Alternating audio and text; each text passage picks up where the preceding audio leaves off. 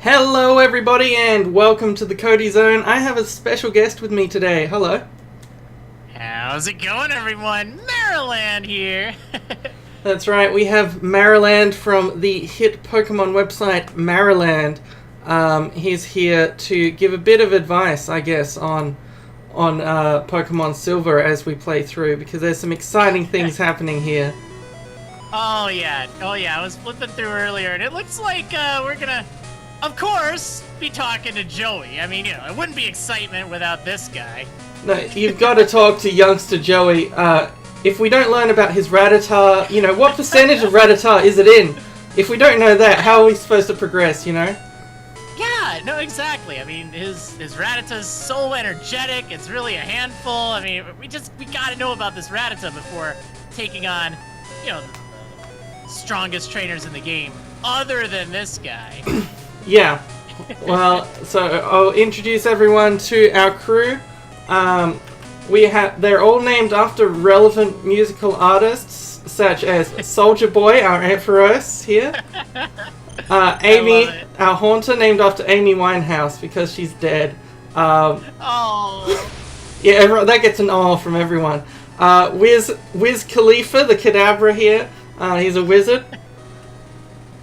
Pitbull, which is the only possible name that you could give a Granbull in a musical artist-themed run. Oh, yeah. And Flow Rider, the Feraligatr. I like that. And Gyarados, the shiny red Gyarados who we're using as an HM slave. Because I needed to teach Whirlpool and Waterfall to someone. So that's it's very exciting. We're missing our level 9 Hoot Lil Hoot, who knows Fly, but unfortunately had to be replaced by Gyarados. So let's get going on our exciting quest to meet some guy who says, "I'm feeling great today. I feel like I could boot even the league champ." Well, we'll have to see about that. I don't think so. He's Let's gonna have to try to. Let's have a look at his team comp. Let's have a look at his competitive battling composition. Alright. Oh, yeah. He's got a Quillfish. Oh, what? What kind of Pokemon is that? Is that even a real Pokemon? It doesn't even look real. I mean, it has a Q and a W in its name. There's no way that can be real. Well, Quillfish. More like dead fish, yeah! Oh, more like killed fish. That's even better. What great jokes we've got here over in the Cody Zone. Oh, he's got a second Quillfish. I don't know how I feel about this for a competitive team to take on the league champion, but maybe it's like some self-imposed challenge or something. Oh yeah, maybe this is like one of those Marriland runs where it's like Quillfish only. Whoa, I wouldn't be that extreme. Yeah, because No way. I guess... Oh, no, it's not Quillfish only. He does have a Sea King. Oh, yeah, Sea King. Sweet. That's right. And so, yeah, the major problem with this team, I would say, from a competitive standpoint, is that they're all weak to electric-type Pokemon. Yeah, that definitely seems to be a bit of a problem. I think he was trying to compensate for that by having the Quillfish, which, isn't weak to grass. It isn't weak to grass, but kind of fell short by having that glaring weakness to electricity. So what is Quillfish's other type? Poison, actually. It's water poison. In other words, it's Tentacool and Tentacruel all over again. Oh, we have some comments. Elias Thompson says, "Is this the hit Zelda Universe show, The Marriland Zone with Josh Jepson?" That's right, that's me, Josh Jepson. Yeah, howdy, I'm from America. That's my American accent. That's a very, very, very fitting American accent. There is a snake in my boot. Wow, look at all those badges. Oh yeah, you got so many. You got how many badges right now? Like 30, 40? Oh Something yeah, like no, I've got almost as many badges as Gary has in the original season of Pokemon. I don't know how he does it. He has all the badges, he has the car. First of all, how can he even drive that car Isn't he supposed to be like 10 or 11? And then he has a whole cheerleader squad. Like, this guy has a lot going for him. Yeah, and if you didn't know, for people who didn't know the reference, Gary has like 11 badges at one point in the original series to show Ash. She's just like, look at all the badges I've got. And it truly is impressive because I don't know where he got the other ones from. Yeah, they're like badges that don't even exist. They just have magical sprites to them or something in the anime. It's like, wait, what are these? Yeah, it's pretty good. It's not as bad as the Yu-Gi-Oh anime, which just makes up rules. That is something I've never dabbled in, really. I think I quit Yu-Gi-Oh! The first day I played it, which yeah. I at least gave it a try, but then I did watch a little bit of Yu-Gi-Oh! Abridged, and I feel like perhaps that was a smart decision. That's basically all you need to know about Yu-Gi-Oh! You don't bother with the original series. It's been dubbed over better. Exactly. The dub the way it was supposed to be. Alright. Oh, that Espeon was kind of mean, but... Yeah. Your Pokemon look a little tired. You should rest them a while. Oh, that's such a good house. Yeah. Like, you really need this house. You're kind of taking on this gauntlet of trainers, and you just get free healing whenever you want. I wonder if this is my favorite radio show. Places and yeah. People? Places and People! Yeah! That's, it's just, yes, this radio show that says Places and People, and then in capital letters it says Places and People. It's great. It's my favorite radio. We don't actually have, we haven't actually made much use of the Pokemon, radio in here before, but I can change the volume when I like, or change the channel when I like and change the music. It's a fun little addition that, it's a bit sad that you don't really get the same kind of thing in later games. I know, it's really quite lovely. I, for one, have had to do a lot of training for a certain fight later on in the game, and I tell you, it's just so much more manageable when you have, what is it, Lucky Channel playing in the background. It's just, it's so motivating.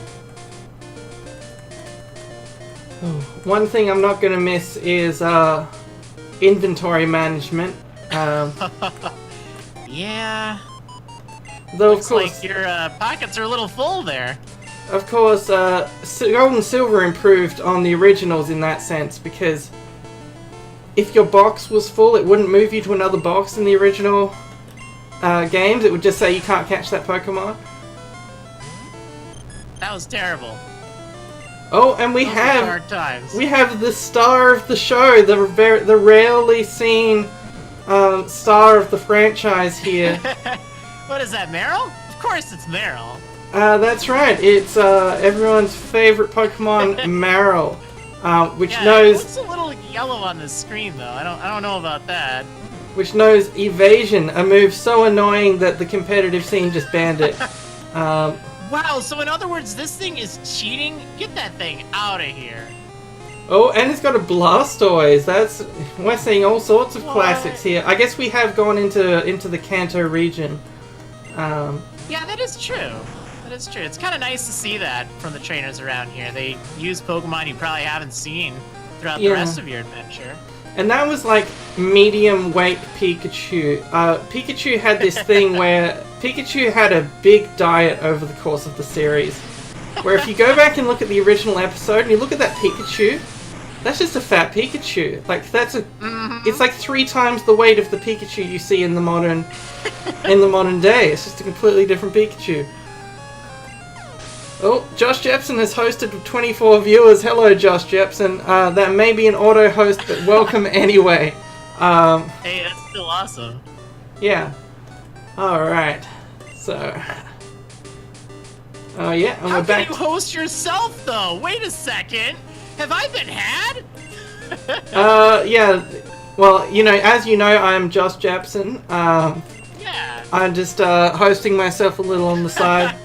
Oh, okay. I'm Josh Jepson. I'm here with Chugga Conroy. I think. Wait, what? No. No.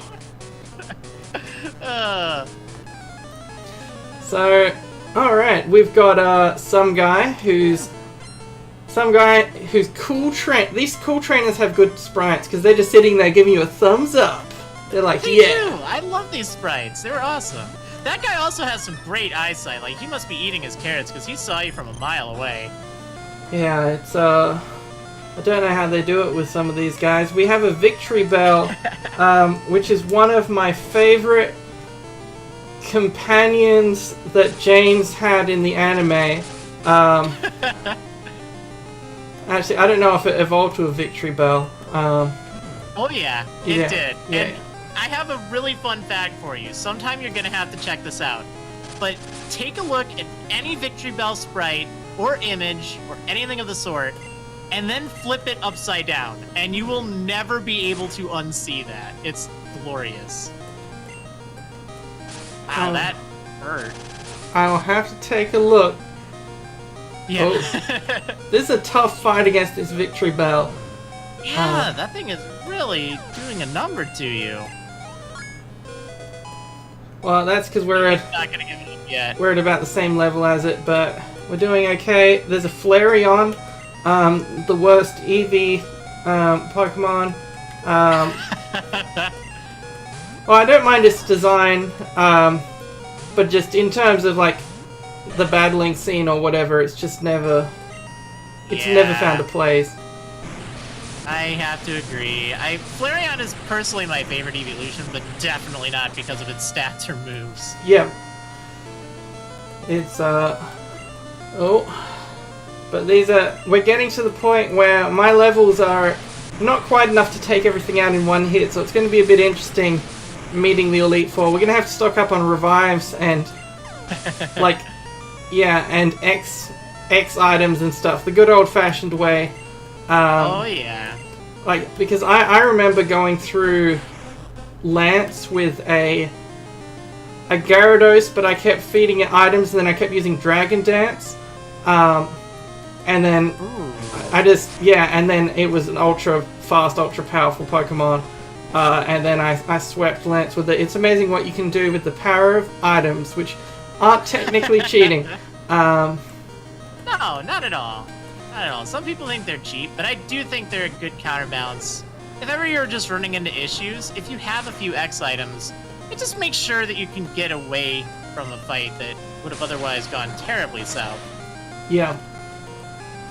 Oh, it's, I've always been a fan of that kind of thing, that, some people, I notice there's different ways that people play through the game. Some people just have, one Pokemon that's way higher level than all of their other Pokemon, and some people like to have, even leveled Pokemon, and some people like to over level before they go anywhere, and some people like a challenge. So it's fun, the different ways that people can play Pokemon.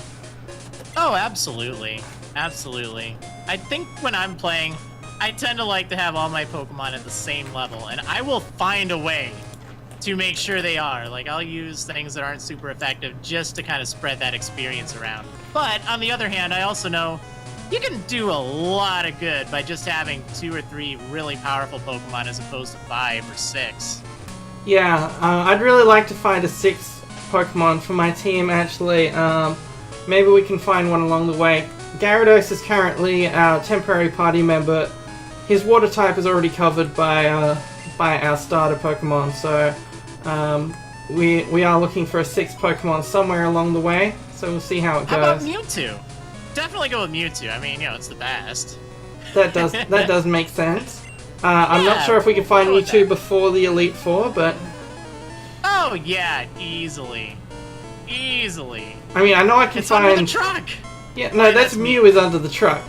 Well, it's the second truck. The one with the license plate that says 2 on it. That's where you get Mewtwo. Right? Yeah, definitely. I heard that in school, so it must be true. Yeah, exactly. Oh, man. Cool Trainer Jake using a Parasect. Uh-oh. I find that really funny for just... I have a friend, and he hates Parasect. Let's just say that. Alright, this Parasect actually just suddenly went up on my danger rankings, because it knows Swords Dance. Ooh, I like that play there. I like that. That's risky. See, the thing about Swords Dance is that it also affects you if you hit yourself in confusion.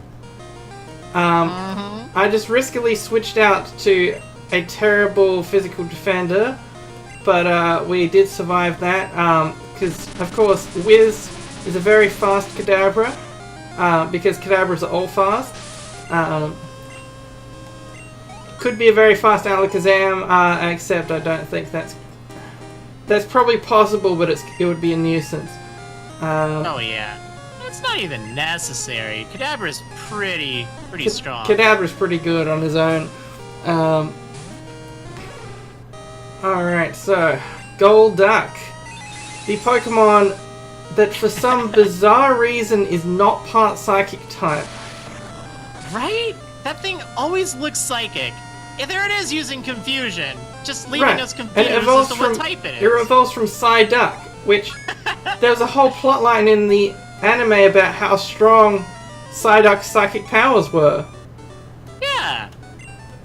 Like, if that isn't a psychic type, what is? Alright, well, in the next episode, you'll see more.